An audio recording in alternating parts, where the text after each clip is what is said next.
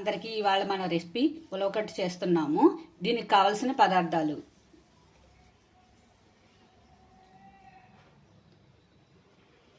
Stove వెలిగించి oil వేసుకొని ఆవాలు, జీలకర్ర, కరివేపాకు, పచ్చిమిర్చి, వెల్లుల్లిపాయలు, టమాటా ముక్కలు. టమాటా ఇలా వేగిన తర్వాత ఉల్లిపాయ ముక్కలు కూడా వేసి వేపుకోవాలి. ఉల్లిపాయ ఇలా వేగిన తర్వాత ములక్కాడ ముక్కలు కూడా వేసుకొని బాగా వేపుకోవాలి.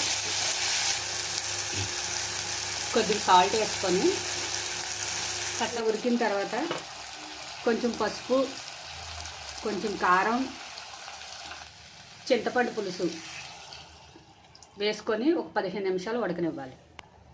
ఇప్పుడు బెల్లం వేసుకోవాలి.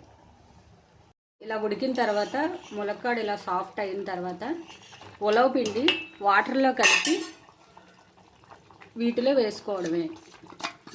మన ఉలవకట్టు అనేది రెడీ అయిపోతుంది. చూడండి, ఉలవకట్టు రెడీ అయిపోయింది. తప్పకుండా ట్రై చేయండి. ఈ వీడియో కనుక మీకు నచ్చినట్టయితే లైక్, షేర్, సబ్స్క్రైబ్.